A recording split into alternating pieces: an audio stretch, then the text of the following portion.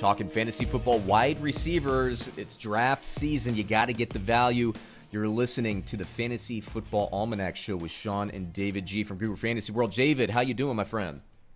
Excellent, man. As you can see, I have my Ravens hat on today. There you go. I don't normally like to display my bias at the front like that, but we're talking wide receivers today. There might be a Ravens wide receiver who I might want to put a little love on today, and I'm getting that quarantine mop on the top of my head, so I figured it'd be a good time to put it on.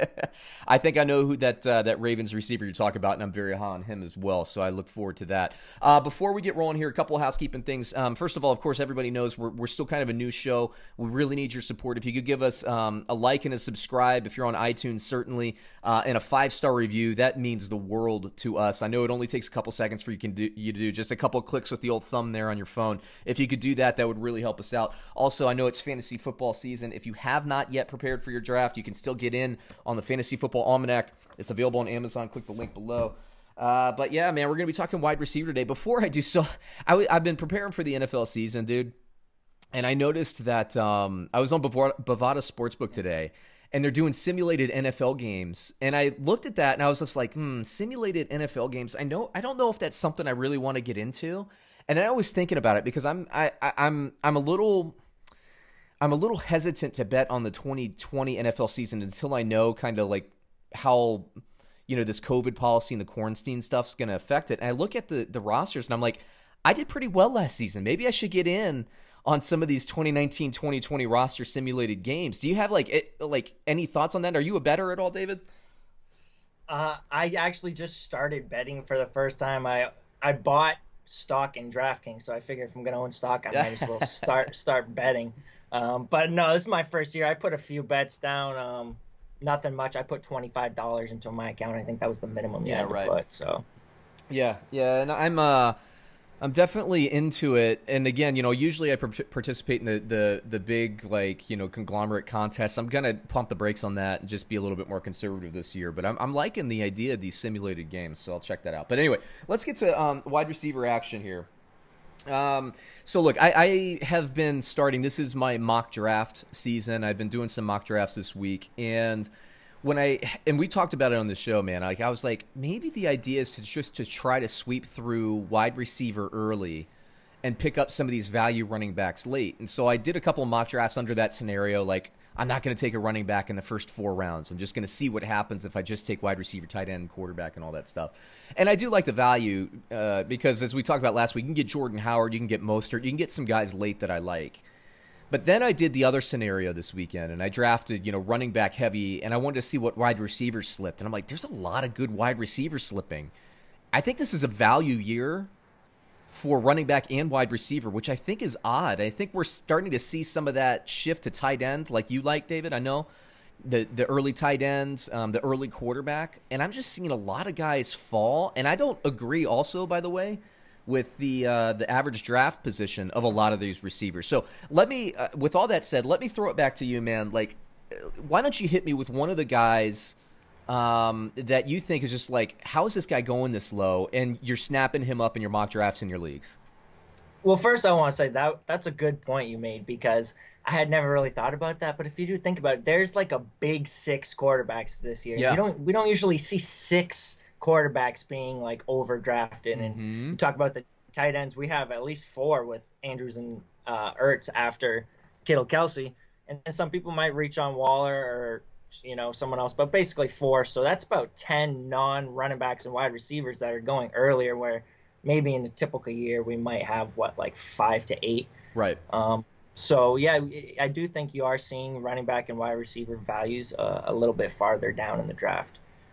As far as sleepers, man, it's really hard, for me to call anyone a sleeper in that middle range, because it's just so close, all of those guys. But there's one guy who I feel like is kind of lumped in that middle range, and I have him a lot higher towards the top, and I feel like he's getting slept on a little bit. That's DK Metcalf. And I'll tell you, I've been happy to see he's been getting some more love on Twitter the past few days now that we have a little bit more film in the off-season workouts. People are starting to come around on him, but I'm huge on DK Metcalf this year. DK Metcalf, I like him, and he kind of started exploding later in the season last season. I'm a guy when the rankings first came out, and I'm talking like May, June, around the time I published the initial version of the almanac, I saw Metcalf actually high. So I think the people that publish early are higher on him, but then I've seen him kind of descend, and he's been for a while he was going like I'd say like 10 to 12 spots ahead of Lockett, and I think Lockett has basically pulled back ahead of Metcalf in terms of average draft position. I like Metcalf, and I really love the Seattle passing game. People, I feel like the passing game in Seattle doesn't get enough love in general. Like, people were really high on Lockett maybe last year or the year before that. But Russell Wilson, he's in that part of that, 6 quarterback discussion like you mentioned before, but Wilson puts up numbers now. I mean, this isn't like his first 2 years in the league when they were a running team with Marshawn Lynch and the Legion of Boom and all that. Like, this is, at this point, this Seattle is led by their passing offense.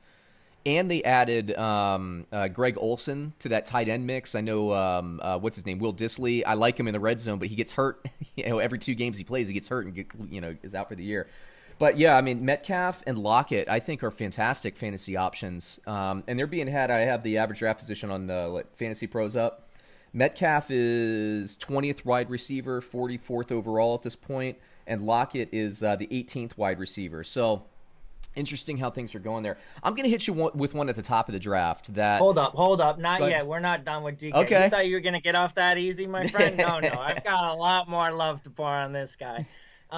You said, I think, 44th overall. I've been getting this guy in the 5th round, all right? And let me tell you, I am comfortable with this guy as my first wide receiver selected 10 times out of 10. Mm-hmm. Last year, as a rookie, we talk about what I like to do is I like to look at the second half of the year and see how, once they kind of settle in, what did they do in the second half, Because Right. I feel like if the situation's the same, we can kind of project that as like a second-year floor for them to at least be able to keep up that second half pace. You talk about what DK Metcalf did in the second half of the season last year.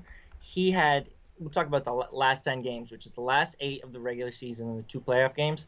He had 46 receptions for 717 yards and 4 touchdowns. That's a 16-game pace of 73 receptions, 1,147 yards, and 6 touchdowns. He scored 7 touchdowns on the season. So his touchdown pace actually dropped a little bit in the second half of the year. And this year, honestly, with the progression from year 1 to 2, I'm going to go ahead and say he gets 10 touchdowns this year. Talk about Chris Carson being hurt. Talk about them opening up the passing game. Russell Wilson was 3rd in passing touchdowns last year, all right? So the touchdown opportunity is there. If you give him that second half pace of 73 receptions, 1,147 yards, and you put 10 touchdowns on it, that would have been wide receiver 10 last year. So I think DK Metcalf is going to end up being a wide receiver 1 this year. We've talked about those wide receiver 2s.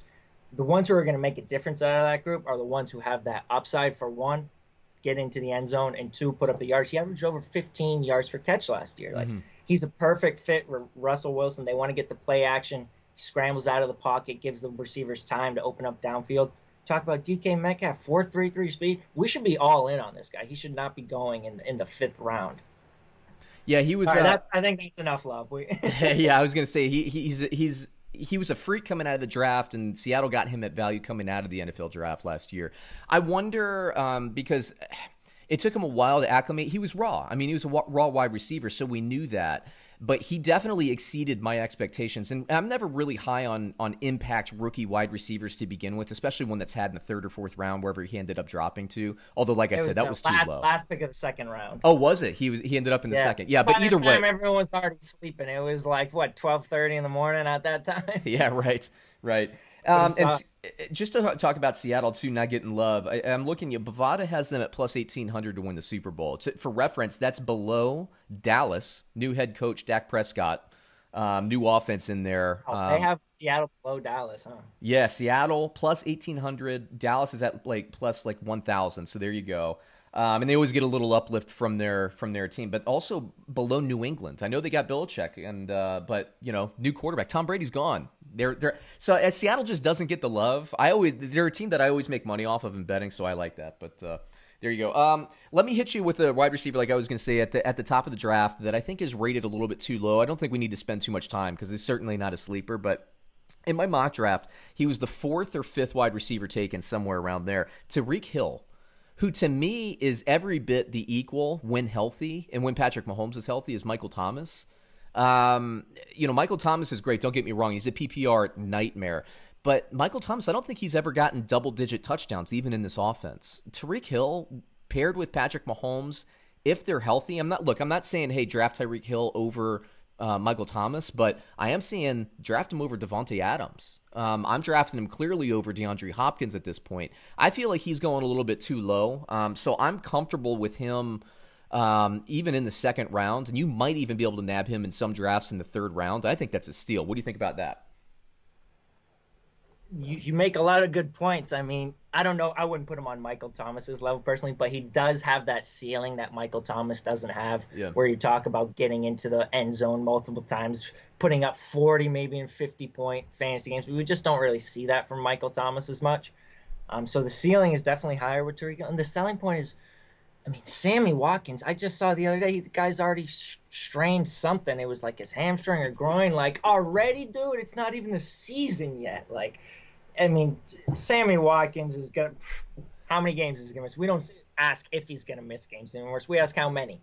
So – And this is – with the limited offseason program and all, this will be the year of the hamstring pull. Let me tell you, of star wide receiver pulls his hamstring. It's going to drive everybody crazy. It's Mahomes. That's all you have to say with Tyreek Hill. He's got Mahomes. The upside is crazy high on a weekly basis. Yeah, and obviously Kansas City. Well, I shouldn't say obviously because there are some other good teams there, but Kansas City right now, in terms of Super Bowl odds, Bovada has it plus 600, which is the number one. Your Baltimore Ravens are just behind, but yeah, I mean, you're still some value there. Let me see. Well, a guy that we both like and we've talked about on previous episodes, and I'm going to let you run with this. Let me do a little bit of a longer lead in. So my draft, right? When I was talking about my mock draft, I was doing kind of the running back scenario. And at first, like I was saying, I was like, hey, maybe I should take no running backs in the first couple of rounds and get my other guys early and dominate positions. And then I kind of came off of that. And now I'm thinking I'm probably sitting running back the first 3 to 4 picks. And I know you like your tight end high. And I wouldn't argue that. But in these mock drafts, I'm seeing, by the way, I know this is a wide receiver show, I'm seeing Mark Andrews fall to the 6th or 7th round. Can you believe that? In a 12-teamer? In a 10-teamer. Okay, 10-teamer. That makes a little bit more sense. A little bit more sense. That puts him, like 5th round? I still think that's about where he's going 4th, 5th round. I would put him higher. I'd take him in the 3rd round. I was going to say end of the 3rd. I would take him at the beginning of the 3rd round because once those running backs go at the end of the 2nd round, it's just you don't know where to go, man. Right. You're reaching on anybody. So if I'm going to reach, I'm going to reach on my tight end.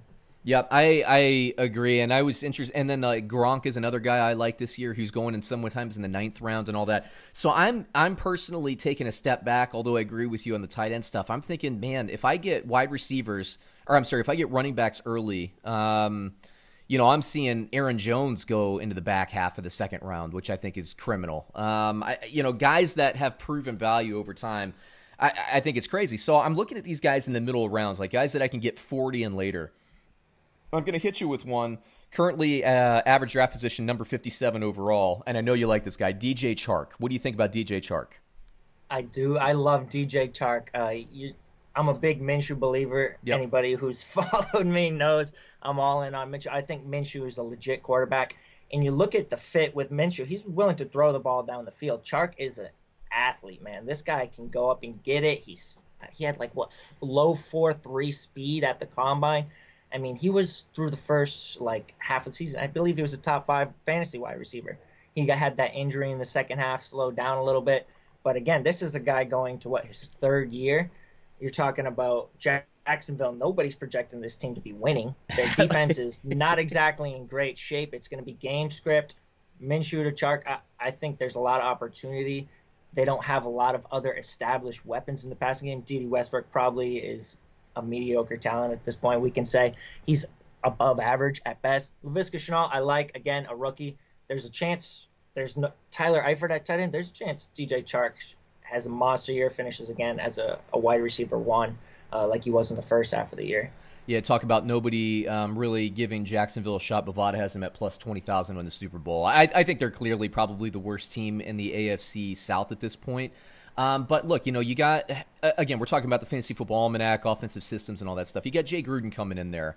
I'm a big Gardner Minshew believer too. I'm sorry, but Gardner Minshew, the only difference that I see between Gardner Minshew and Baker Mayfield is that Gardner Minshew is a year younger, at least in the league in terms of league age, and then a 6th round pick, I believe, instead of a 1st round pick. It's just they're the same quarterback to me. You like that comparison? You made it again too. I know, I do. One of the other episodes. Because I like to be provocative. I like to put things in perspective. and honestly, like seriously, if this were I do. I like Minshew more than Mayfield too at this point right now.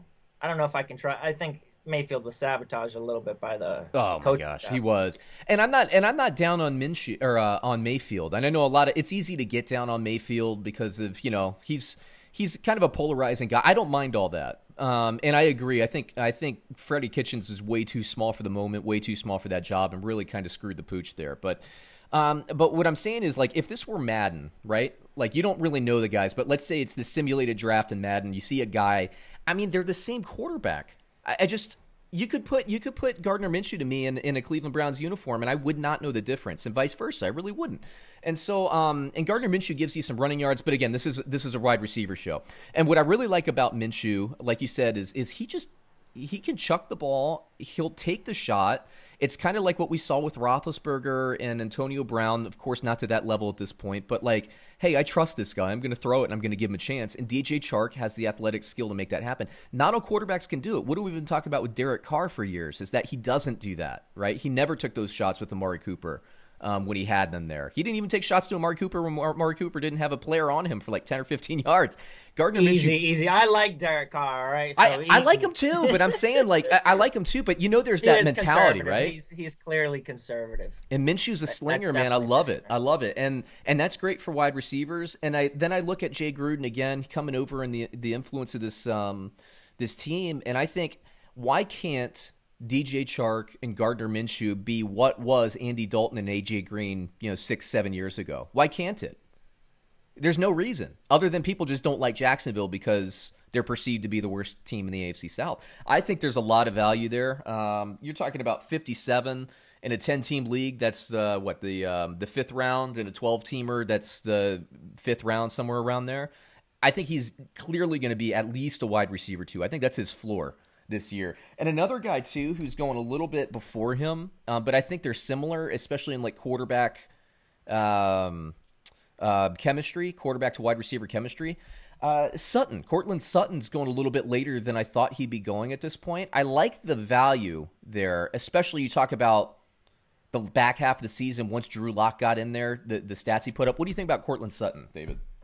See, I'm on the opposite end of the Sutton train, so this will be a little good debate because I think that Jerry Jeudy and KJ Hamler are legit talents. I think Noah Fant is a legit talent, and I don't like falling into too many mouths to feed if it's a good passing offense, but do we know if it's a great, more than good passing offense right now? Like, Drew Lock has started how many games? 6 5 games? Or 6, something like that. It's not a whole lot. This is still a settling period for the guy. And then you talk about the running backs. They brought in Melvin Gordon.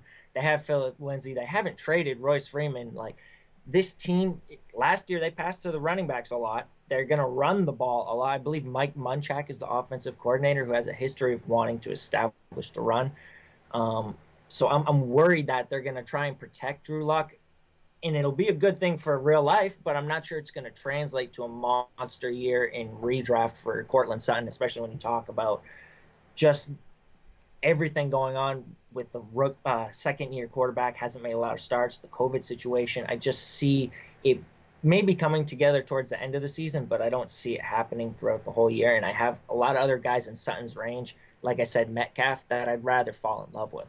Yeah, I hear you. And those are good points. I'll say, point and counterpoint. I think in agreement with you, I'll say this is Locke. Not a lot of starts. He had some juice last year at the end of the season. It was nice. And he obviously, boosted Sutton's value. That's nice. Well, the offseason, what have the defensive coordinators been doing? Nothing but watching tape. And it's always hard for that second year of the quarterback. And that's why I take a little bit of a pause on Kyler Murray.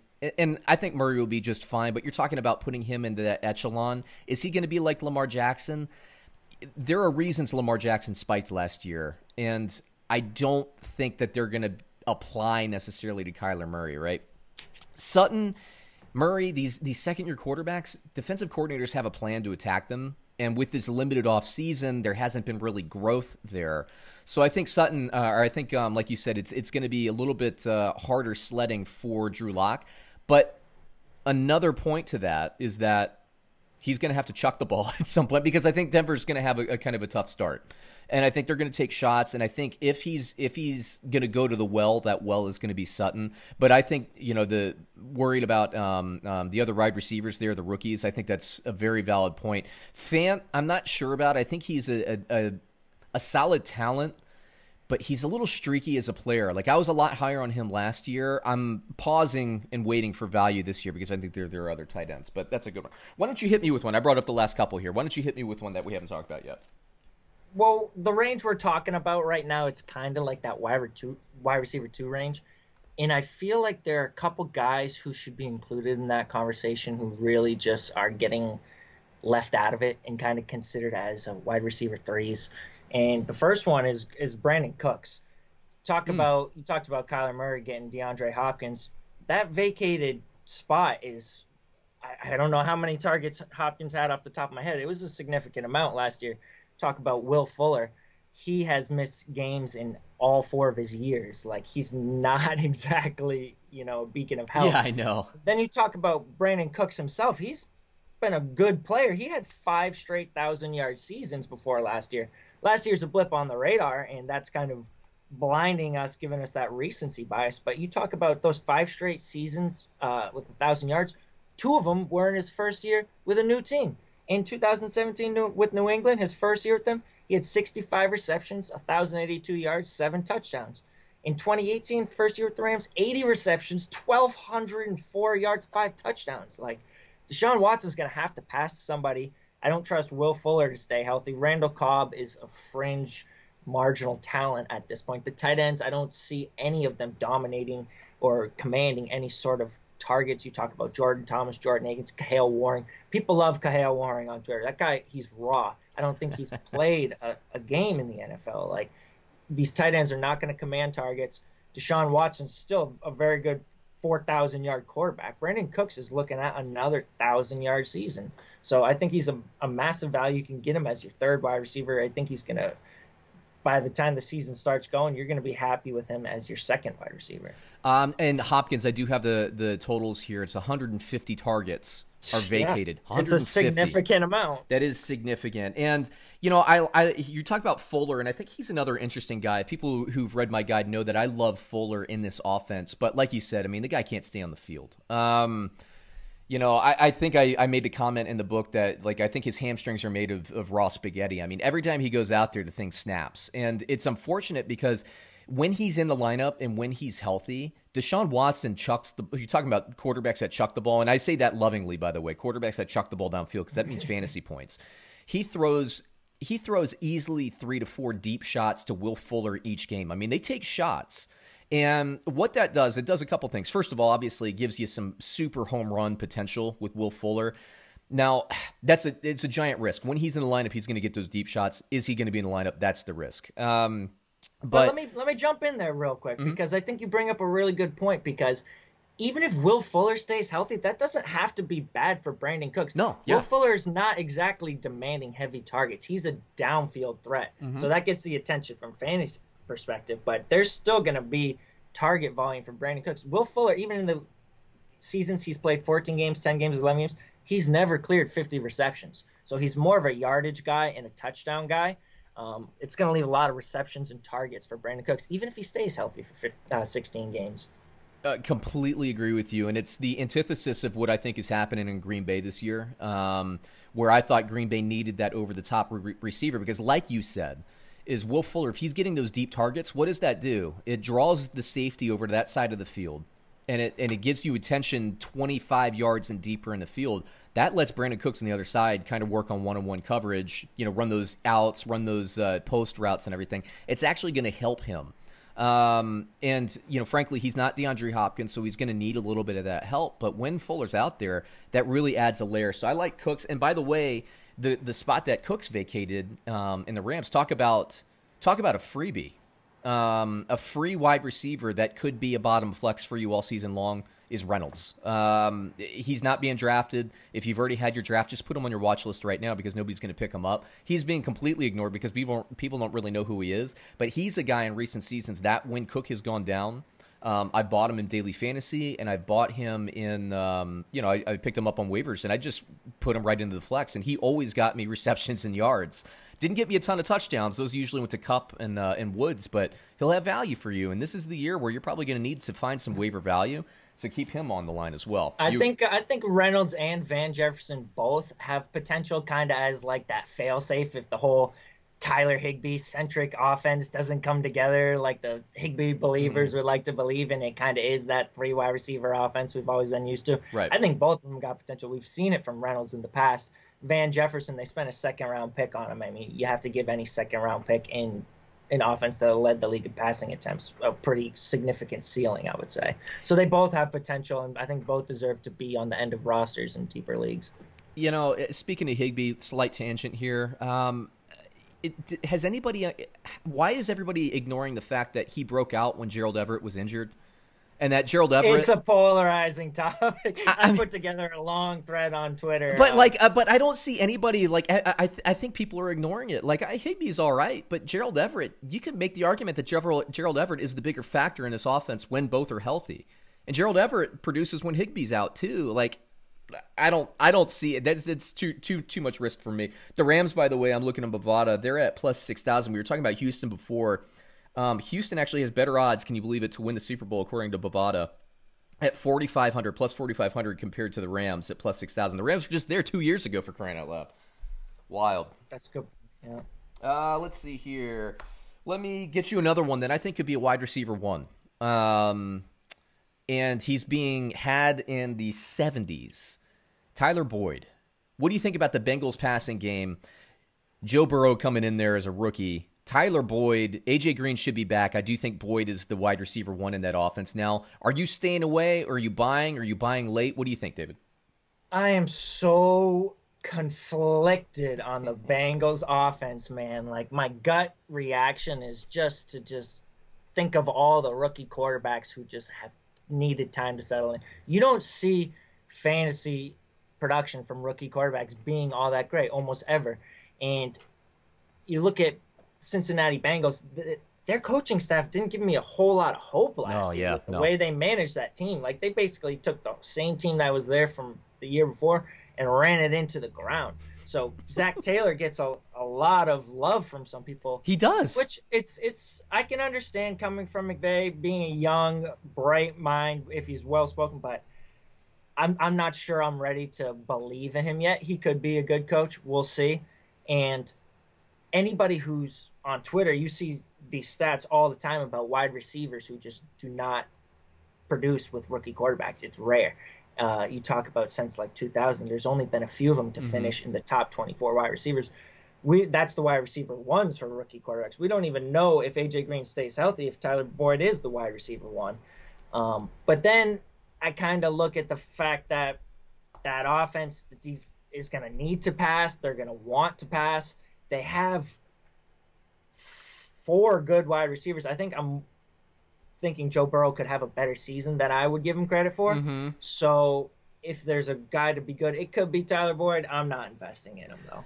So here's the thing with Seattle. It won't surprise me if they're good, but I don't want to take that chance. Cincinnati, by the way, Bovada, plus 15,000 with the Super Bowl. So not really well thought of in that regard. But so Cincinnati has a really strong again, if you're not if you don't bet a lot of NFL, if you don't really, pay attention to kind of personnel and what offenses you're trying to do, you probably think about Seattle and think, they probably suck because they're not in a huge city, so they don't have a huge fan base. They've been kind of one of these downtrodden franchises for a while. But their receivers, 1 to 4, arguably the best group of four wide receivers. I'm talking about 4 deep. They're deep at wide receiver. And they have a running back in Mixon that can get involved in catch. Now, I like Mixon. I liked him last year. And we saw what he did in the back half of the 2019 season. But again, let me just tell you as a bettor what I saw. And when I'm talking about, I'm putting money on the line. So all I care about is whether or not the team's going to hit the spread or not. when Cincinnati was down and out of games, we're talking third and fourth quarter, they're down by like 3 scores. Zach Taylor started running the ball then, against, nickel defenses and all that stuff. So Mixon went off in the back half of the year. To start the year, he went away from the run and he tried to pass, and they went away from Dalton. They had the quarterback and all that stuff. So a lot of people are like, hey, Mixon's got to be up because he went on a tear in the last year. And I'm not saying you're wrong, but what I am saying is temper those expectations, because I think what will happen is Zach Taylor wants to pass. He wants to pass bad. And I was seeing that Joe Mixon was ripping off carries in scenarios that coaches generally would not run. And if Cincinnati was 6-6 in week 13, fighting for a playoff spot, would he be running down teams' throats when he's down by 20 points? I don't know, man. I think with having Burrow there, I just suspect that they're going to pass more. So I'm fading Mixon slightly. I think he's very good. I'm fading him slightly, and I'm a little bit more bullish on these wide receivers than, and I know I'm in the minority on both of those things, but I think that's what's going to happen, because I think Taylor wants to be the pass-happy guy that we saw with McVay last year. That's how I see it. And I think the one major selling point for Tyler Boyd is the success Justin Jefferson had with Joe Burrow last year at LSU. Everybody points to that. Anybody who's in on Tyler Boyd, that's the instant connection they make, is that Joe Burrow, he's had success with the slot wide receiver. Mm-hmm. So I can understand if I'm buying a Cincy wideout, it's Tyler Boyd. It's not AJ Green, I'll tell you that. But there's just, it goes back to the Sutton situation. There's more than one question mark. There's multiple. The rookie quarterback, the coaching staff, the AJ Green. Like, we're talking about 3, 4, 5 question marks. Mm-hmm. Those wide receivers are so tight in that range. Give me the wide receiver with only one question mark, 1 or 2 question marks. It's fair. That wide receiver, Marquis Brown. I'd rather him than Tyler Boyd. I'll tell you that much. That's for sure. Marquis Brown, the only question mark is his health, man. Like, that's it. They added basically no competition. Devin Duvernay, that's going to help the offense more than it's going to take targets from Hollywood. Last year, he was like 160-something pounds. He had a screw in his foot, like as long as my head. Like, the dude's fast, and there are concerns about the target volume, about the yardage volume in that offense. But this offense led the league in passing touchdowns last year. He had 71 targets and 7 touchdowns. That's a touchdown every 10 targets. And this was as a rookie wide receiver playing with a screw in his foot, missing time. So you don't even have to project progression for the touchdown. You could project Lamar's touchdown rate coming down, but I think that Hollywood's natural progression from year 1 to year 2 is going to kind of balance that out. So I'm again expecting about a touchdown every 10 targets from Hollywood Brown. You give him 80, 90 targets if he can stay healthy, maybe 100 targets, he could be again around double-digit touchdowns. Yeah, I love Marquise Brown. When I saw him against Miami in week 1 last year with the Ravens and Lamar Jackson, Marquise Brown, yeah, I think they threw up a 50 burger on Miami that week, if I remember correctly. And I saw that, and I was just like, man, I was doing victory laps. Like, nobody knows, my friend. When you see, like, when you root for a team and you see your team just beat the crud out of any NFL team, and it makes you feel good about the prognosis of that season, right? And I saw Marquise Brown, and I had number 1 waiver, and that's a coveted waiver spot, after week 1 of the NFL season, because you calibrate at that point. And so I had my choice between a couple different guys. I think there might have been some injuries, and I said, Marquise Brown is it for me. I'm picking up Marquise Brown with that slot. And I picked him up, and he did well for the next couple of weeks, but then, he had some issues. Tough to predict. It is, and he got injured. He got dinged up. The Ravens offense, I think he was out for a couple games. When he came back, he seemed like more of a decoy there. This year is going to be different. And I actually think that the Ravens, I think they're going to pass a little bit more than they did last year. Are they going to duplicate last year? It's going to be so hard. Probably not in terms of percentage. But look, I think Lamar Jackson could throw up another 30 touchdowns. And that downfield dynamic, Marquise Brown can be what we hope Will Fuller would have been. If he can stay healthy. I mean, he's that downfield guy. They're so rare. He can be that guy. I love Marquise Brown this year. So I knew you were going to bring him up. I'm a big buyer. Baltimore, by the way, is the second-rated Super Bowl according to Bovada in terms of odds. They're at plus 650, just behind San Francisco. And I do, man. I think that this team, I look forward to seeing these two teams battle it out. You got anything more on Marquise Brown? Because I'm going to hit you with something real good in a couple seconds. I do. because you talked about the games missed. Like, he missed 2 games, ended up playing in 14 games. He started only 11 of them. It wasn't just about the games missed. This guy was fighting through it all year. Yeah. He only had 6 games with more than 45 snaps, and look at when they came. Week 2, Week 3, Week 4. Didn't have another game with more than 45 snaps until Week 12. And then in Week 15 he did as well, and then in the divisional playoff round against Tennessee. That's it. 6 games with more than 45 snaps. And I talked about how DK Metcalf, I kind of like to look at the rookie wide receiver second half pace, kind of use that as a projection to kind of, if the situation's the same, use that as like a floor gauge, kind of where they're going into year 2. I consider Hollywood's situation to be pretty much the same. I don't have that second half pace to use for him because, like I said, those snaps were reduced. But I look at the 6 games where he played more than 45 snaps. Week 2, 8 for 86 receptions. Week 3, 2 for 49. Week 4, 4 for 22. Week 12, 5 for 42, 2 touchdowns. Week 15, 4 for 45, a touchdown.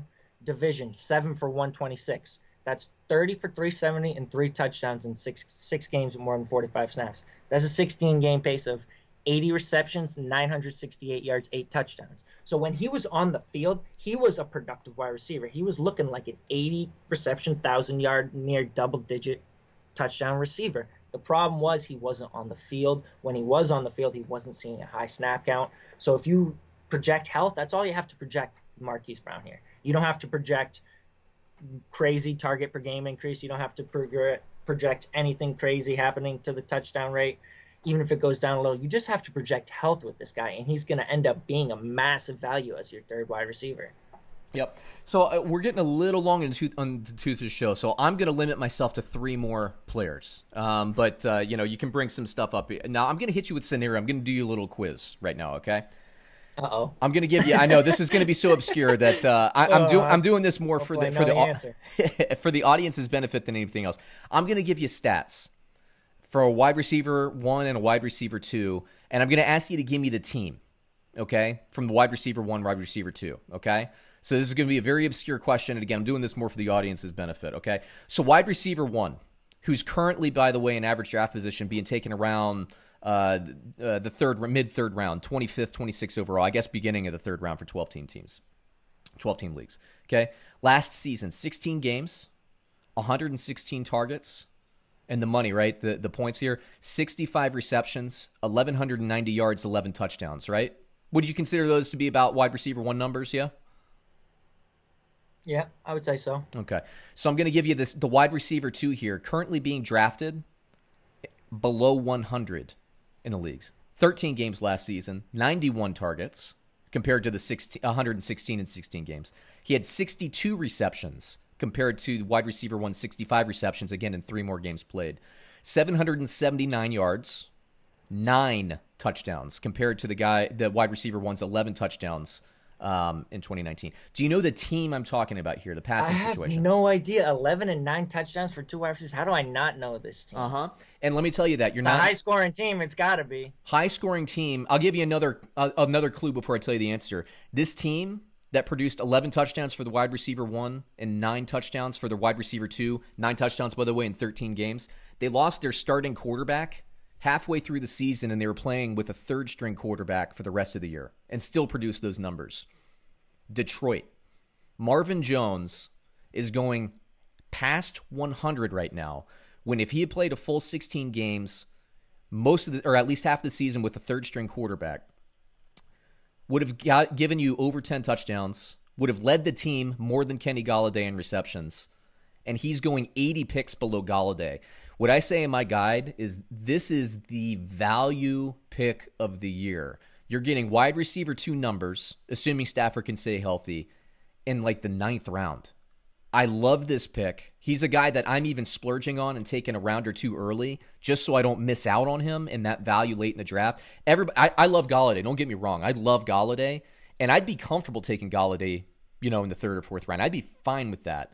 But if you're talking about draft tactics, can I have Golladay in the 3rd or 4th round, or Marvin Jones, who's equaling his touchdown numbers and exceeding his reception numbers?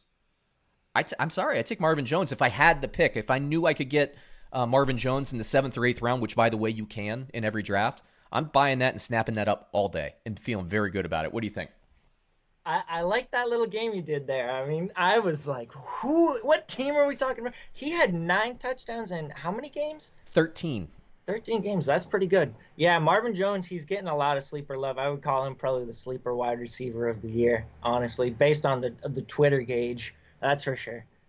Yeah, man, I can't believe he's going that deep in drafts. And so, again, I'm looking at my board, I'm doing these mock drafts, and I'm thinking the tactics. Like I said, I came into last week thinking maybe I'll just lean wide receiver early, but I'm seeing these guys go later, and I'm loving them. I'm loving the guys in the late rounds. I'm gonna lead that into this. Let me do a trivia for you. Okay. All right? So this team was one of the top passing offenses in the league last year, and their number 3 wide receiver had 55 receptions for 828 yards and 3 touchdowns. Which team was that? 55 for 828 and 3. Their number 3 wide receiver.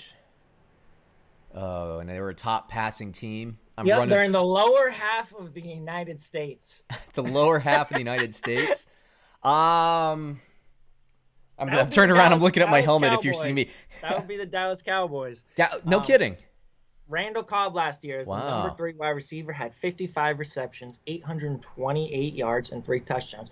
Why do I care about Randall Cobb? It ain't about Randall Cobb, my friends. He's not my wide receiver sleeper here. It's CeeDee Lamb, all right? Yeah. Everybody's fading the rookie wide receivers. You can get this guy as your 4th wide receiver. I get it. COVID, wide receivers especially, they're going to need time to settle in. It doesn't matter. CeeDee Lamb settling in a COVID situation is a better player than Randall Cobb was last year. He just is. He's a better player already. He's going to make better plays, and I think he's going to see the same targets. Jason Witten vacates 83 targets. Those aren't all going to Blake Jarwin, my friends. CeeDee Lamb, I call 55 for 828 3. I call that the floor for CeeDee Lamb. And then you talk about this offense. This is a 5,000 passing yard offense. I'm expecting all 3 Dallas wide receivers to hit 1,000 yards this year. You can give 750 yards to the running backs, 750 yards to the tight ends. You still have 3,500 passing yards to split up between those 3 wide receivers. Then you talk about what happens if Michael Gallup or Amari Cooper get hurt. We're talking about possibly an elite prospect who is in a 5,000-yard passing offense, might have a role to being the number 1 option. This is the type of Odell Beckham blow-up rookie potential that I don't think any other wide receiver going after round 7 possesses. I think CeeDee Lamb is that guy. Even in redraft, you got to get this guy in your team. Talk about the health. Amari Cooper has had those ankle foot injuries. Michael Gallup, he got hurt last year. There's a strong chance one of these guys are missing games. CeeDee Lamb, I want him on every single one of my redraft teams. I think he's going to be a valuable flex even as a rookie. That's the floor, and I think he's got major blow-up potential in the second half of the year. I do like his blow-up potential. I agree. In this offense, I think this, and the McCarthy system, and yes, I do think they're going to lean. Yeah, don't even talk about the McCarthy system. You look at all the red zone touches that were going to Zeke. McCarthy likes to pass more in the red zone. Yep. So that could be even better from a statistical perspective for this passing offense. Remember those Packers offenses that regularly produced, again, Cobb, Jordy Nelson, and Devontae Adams, and they had a rotating group, but they always produced 3 wide receivers. And I like CeeDee Lamb quite a bit. I will say in terms of rookies, I do think I like the upside of Ruggs better. I don't have his. I thought you were gonna go another R word. Yeah. I like Ruggs, but I do like CeeDee Lamb quite a bit for all those reasons. And you're talking about Dallas's wide receivers. Again, these guys that are going kind of later. I actually like. Look, I'm not going to put my money on this, but it would not shock me in the least if Michael Gallup is the top fantasy scoring wide receiver here. He's going at pick 70, I think, at this point in average draft position. I like this Dallas passing game. I'm with you. Let me hit you with my we're talking about guys going, or I'm talking because I was just talking about Marvin Jones going after pick 100. I'm going to hit you with another one that I like quite a bit. I think possibly the steal of the draft along with Marvin Jones, a wide receiver 1 for his team, John Brown. I don't see why he's going so late. I know they got Stephon Diggs there, but look, he's not going to get you a ton of receptions because Josh Allen isn't that kind of precision quarterback, but they're going to be taking a lot of deep shots. I argue that John Brown will catch more touchdowns because of the extra attention that Stephon Diggs will take. And so you're looking at, if you're sitting in the 10th or 11th round, you're thin at wide receiver, you're looking at other guys in the area, I go with the proven one. You're talking about question marks. He has the least amount of question marks for me. He had his best season last year receiving because he had the most opportunity, in my opinion. I don't think it was an outlier year. I think that he's going to give you value, and you could do a lot worse in that 10th round pick. I mean, you could take your backup quarterback, or you could take a wide receiver that could be a bottom flex for you guy, or maybe your first guy off the bench in a bye week. Don't get me wrong. I love John Brown, the talent. As a Ravens fan, especially, he was great for us. I loved when we signed him. It hurt me to see him struggle when we went from Flacco to Lamar, and it hurt me to watch him go to Buffalo. And it didn't hurt me to watch him succeed. I loved watching him succeed in Buffalo. But I cannot invest in what is Josh Allen's second target, man. Like, I just can't do it, man. I cannot do it. He threw for how many passing yards last year? It was the low 3,000s, man. He was one of the least accurate passers in the league. I get it. He was good to John Brown.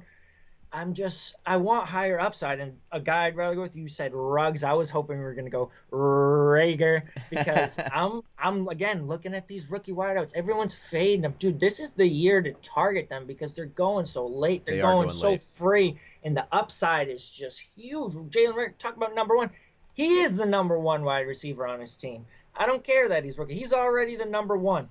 Alshon Jeffrey going to be starting on the PUP, I believe. Deshaun Jackson, he's had more than 775 yards once in the past 5 years. He's had more than 4 touchdowns 0 times in the past 5 years. He's 33, going to be 34 this year. He hasn't played a full season, I don't think, in the past 5 years. Deshaun Jackson is a nobody in my mind at this point.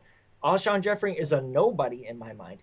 You have Ertz and Goddard. Jalen Rager is going to be, at worst, I think, the number 3 target. He's a freak. He's got the high draft capital. He's got the situation. There's already a 4,000-yard passing offense. Give me Jalen Rager over John Brown 10 times out of 10 and twice on Sunday. I'll say this. So back to John Brown. I'll clean this up real quick. I think that's the difference. You said, John Brown, second targeted guy for Josh Allen. I think he's going to be still the number one receiver in this offense. And I think that's, I would love to see that. I think that's where the disparity is between, again, me, who I recognize I'm in the minority there, and the rest of the NFL. Last year, I'll say the stats here. 15 games for John Brown last year, 115 targets, 72 receptions, over 1,000 yards, and 6 touchdowns. He's good. Yeah, so I think he's a good player. He's underrated as a player. Yeah, I think he'll reproduce those numbers. I don't necessarily think we'll see an increase. I don't think we'll see much of a decrease either. I think there's going to be a consistent line. And again, in that 10th or 11th round, that's kind of what I'm looking for. Rager, you mentioned, I like him. Very good points. And I'm going to say Alshon Jeffrey, who's going right at 150. If he's on the field, he's going to draw targets, right? You're talking about a guy. That's a if bigger than the Statue of Liberty, my friend. So, but here's my argument, right? So you're sitting at round. Let's say you're in a 16-player league, right? You're sitting in the last rounds. I'm somebody who I would rather start the run on kicker, start the run on defense, and then when other teams are scrambling and they're cleaning up that round, I'm just going to sit back there, and I'm going to save my last pick of the draft for my sleeper. And I'm not going to say Alshon Jeffrey's a sleeper, but he's available in the last pick of the draft, and I think he's going to draw targets just because, like... Give me any of the rookies. Give me Rager. Give me CeeDee. Give me Justin Jefferson. Give me Brian Edwards. Give me Ruggs. Give me Laviska Shenault. Give me Michael Pittman. All of those guys have crazy upside, just as much as upside as Jeffrey at this point, and I actually believe they'll be on the field and won't be hurt, and they're old. If it's not always about points, my friend. Like, sometimes it's about how you feel. If I get burned on one of these rookies, I'll get over it. If I take a shot on Alshon Jeffrey and he burns me, I'm going to feel like not very good about myself. The lesser of the evils, right? A good amount of time. Like, it's just not worth, the risk is not worth the reward there. I just don't see it. I'm going to hit you with the last one that I think we need to talk, or that I need to talk about and get off my chest here. Again, talking about receivers going after pick 100. This team, with their starting quarterback last year, went 7-6. They're a team that everybody is down on. I don't have Bovada, but I think their win projections at like 6.5 or 7.5. I don't have it up. He is a PPR, in my opinion, nightmare, which is if he's on your team, that's good. But if you're playing, he's a nightmare for your opposition. Jameson Crowder, he's a target machine. Sam Darnold, 7-6 as a starting quarterback last year. They don't have a ton. They lost Robbie Anderson. They're going to be working the middle of that field. I know you talked about Herndon at tight end a couple weeks ago. Look, I don't think what's his face? Who's the ex Ravens that guy that went to Tampa Bay? Perriman. Yeah, Rashad Perriman. I don't think Perriman's the answer. Right now already. Yeah, and look, I think Crowder. You're talking about a guy that you can get in the 10th round in a 12-team league. Bottom line flex guy again. If you're playing a league with like 3 flexes or something like that, one of these bigger, deeper flex, he could be a season-long starter for you. Certainly a great bench guy if you have injuries, which everybody's going to have injuries this year. Everybody's going to have game cancellations and COVID. I'm playing fantasy baseball right now. It's a wreck, and the NFL is going to be going through it too. Everybody, so you need to have a deep roster. He's a guy that if you're thin at wide receiver, man, I'm happy to get in the 10th round or 12th round or whatever it is. What do you think about Jameson? I like Jameson. Let me sneak in one more who I think compares to him a little bit. You talked about the PPR upside. Christian Kirk last year, the yards per reception was not really there, but he played 13 games. His pace was 83 receptions, 872 yards, 4 touchdowns. And he did that fighting through the ankle injury. You're talking about if this guy had a healthy season, he was going to finish with around 80 receptions, 900-plus yards, and around 5 touchdowns. Like, this guy is going late. I think they're going to try and look to scheme him the ball more than Larry Fitzgerald. Fitzgerald's a good player, but the coaching staff, I think they're going to look for ways to get Christian Kirk the ball as that second option in the passing game. Yeah, he's like that guy that, I think Christian Kirk can play any position wide receiver on the field. He can play slot, he can play on the outside. And he's a matchup, I think, a nightmare for opposing teams. I know Kingsbury is going to be able to scheme stuff. I think he's falling victim right now to DeAndre Hopkins coming over there. But again, we get in this situation mentally in fantasy football that we think that you're just going to take a piece out like it's Legos or something. Take the Lego off of Houston and plug that Lego back into Arizona, and that magically DeAndre Hopkins is going to reproduce those same numbers. That's not going to be the way it's going to work. No, DeAndre Hopkins is going to be dynamic. Christian Kirk is going to get his. And Larry Fitzgerald will have some value too. But I think this is Hopkins and Kirk's offense, and Larry Fitzgerald is going to be probably like a red zone guy. That's how I see it, maybe a little mismatch. But Kingsbury as a coach, I like his creativity. He's going to be able to get the ball to multiple guys. And Kirk, by the way, I had him written down. He's going at 98. The only reason I didn't mention him is because he didn't clear that 100. And I'll hit you with another guy I think is undervalued at this point is Edelman. Just because, look, I know they lost Brady. I know that that chemistry, that's not something that's lost on me, but he's going 83. I can take a flyer on him in a PPR league because I think Cam Newton will try to hit that, quick, easy pass, and I think he can do that, assuming that he can. And he's just a good player. Edelman's a good player. Yeah. I think you're right. The hate's gone too far on him. Yeah. So that's all the guys. I'm crossing the guys list by list. Did we miss anybody from you that you're very passionate about that we want to talk about? No. I had one more name on my list, and that was Paris Campbell. I wouldn't call myself overly passionate, but T.Y. Hilton, it's the A.J. Green factor for me. 30-plus wide receiver, hurt last year. He's already hurt this year. I don't expect anything out of him. Jeffrey Green, T.Y. Hilton, Deshaun. I fade anyone 30-plus injured. I just don't trust him. Yeah. Paris Campbell was highly drafted last year. He's got the speed. He's got the athletic profile. I mean, the only target competition other than Hilton is another rookie. So I think Paris Campbell's got a chance to make some noise this year as a late-round target. I like it. People forget about him because Pittman got drafted there, and I loved him last year. I loved Campbell last year. Me too. And he just got injured. That's it is what it is. And another guy too, San Francisco, Jalen Hurd. I loved last year, and he got injured. Everybody was talking about Debo. And I like Debo. Don't get me wrong, but Jalen Hurd is a guy. If the Shanahan's want to do, they want a guy who's like 6'5" and built and speedy that can run a deep in. And Deebo Samuel, he's dynamic. He's a different type of wide receiver. He can do that stuff, but they really want a physical wide receiver that can run a deep in and a deep out and be a possession guy. Jalen Hurd, I think, is going to have some value this year. Everybody's talking about, the other rookie that they drafted there. I think Jalen Hurd, for what this offense wants to do, is going to get reps just based on his physical presence. I loved him in preseason. He gets hurt. I don't know if it was a hammy. I can't remember what he did, but he ended up basically being IR'd for the whole year, so we didn't get to see him. But he's a guy, again, just put him on your watch list because everybody's ignoring him at this point, and see if he draws targets in week 1. If he's on the field for like half the snaps, pick him up. just pick him up because I think he's going to be a monster. And he's got a good chance because if Debo starts on Yep. the PUP, he's going to be on the field early in the season. Look, San Francisco's very comfortable with him. Read the press on him. Jalen Hurd, like, people are forgetting about him, and I know he's got other guys that are, of course, they got Kittle on that team drawing targets, but trust me, I've watched the Shanahans, dating back to Denver in Elway and all that stuff. I've seen what the system did with Johnson in Houston when Kubiak took over and Kyle Shanahan was the offensive. They want that Josh Gordon in Cleveland. Yeah, dude. They want that big receiver. Jalen Hurd is that guy. So they have talent everywhere. Don't get me wrong, but he will have value if he can stay healthy. He looked good in the preseason. Dude, he looked so good. I remember watching one of those plays. And I was like, damn.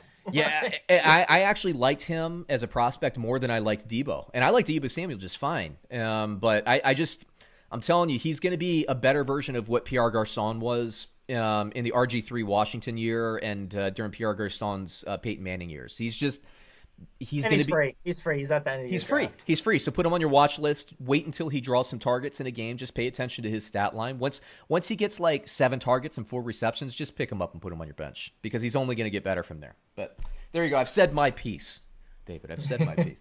Hey man, always fun talking. That was a good one. I always try to get these episodes to a half hour. We always end up talking for clear hours. So, but that's good, right? That's good. That's what we want. Yeah, I don't know what we'll talk about next week. We'll come up with something good. You know what? Let's give some defense and special teams some love because nobody does it. We don't have to do a whole episode, but let's prepare for that. Give some value picks. I like it. And then, maybe, some sleepers, and maybe we'll do some draft tactics, some mock draft stuff. But, David and I will talk offline on that. We'll come up with something good. Everybody, please remember to like and subscribe. We really need your support. Give us that 5-star review, please. We really need it. And, everybody out, nail your fantasy drafts. That's what this is all about. Give us some feedback. We'd love to hear from you. Give David a follow. Give me a follow. You can find our Twitter details and our links to our websites below. And we'll catch you next week.